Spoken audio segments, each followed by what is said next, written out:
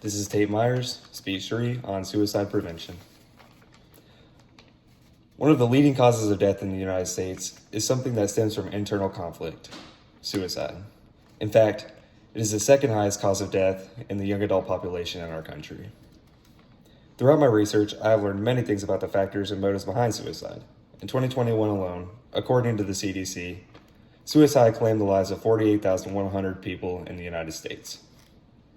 So in this speech, I'll be talking about why people are killing themselves at such high rates, what motivates specific age demographics to commit suicide, and what we can do to prevent suicides at such high rates.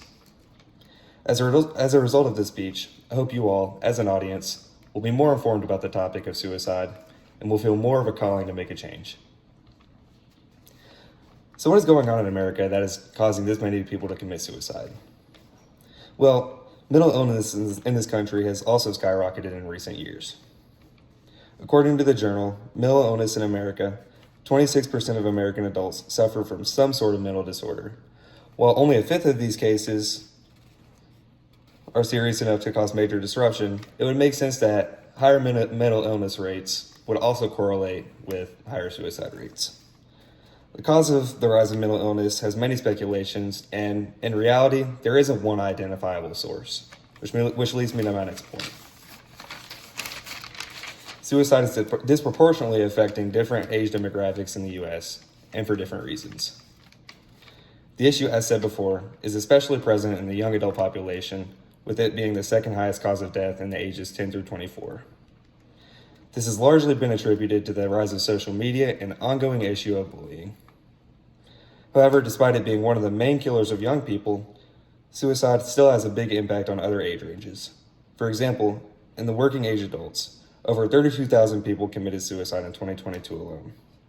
According to the article, Children Mirror Adults for the Worst, suicide rates in working adults are directly correlated with unemployment and poor economies. Or in other words, extreme financial stress can lead to mental illness and eventually suicide.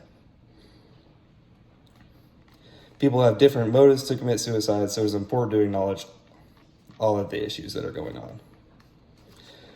So what can be done to prevent suicide at these rates? Well, I wish it were as simple as eliminating unemployment, or removing poor economies, or removing bullying altogether, but unfortunately, it's not that simple.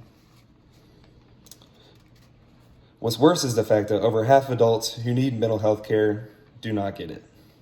According to the article, The State of Mental Health Care in America, 54.7% of adults who have a mental illness do not actually get treatment. To add on to this, mental health care is not even available to a lot of parts in the United States. The article, Rural America, Unique Opportunities for Healthcare Delivery and Health Services Research, states that Medicare and private insurance companies discriminate against rural services in their policies, leading to a shortage of mental health care facilities in those areas. Rural and suburban areas make up a large portion of the United States, so this disparity between rural and urban areas' access to mental health care is bound to have a big influence on suicide rates in the U.S. Essentially, mental illness rates are on the rise, and people are not getting the treatment they need.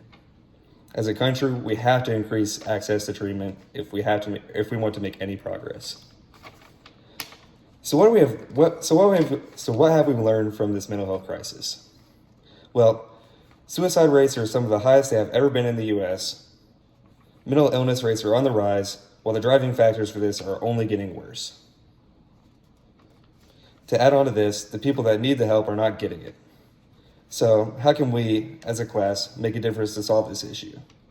Well, to start off with, most of us are voting age. I encourage you to vote for politicians who recognize that suicide is an issue in our country and are willing to make a change.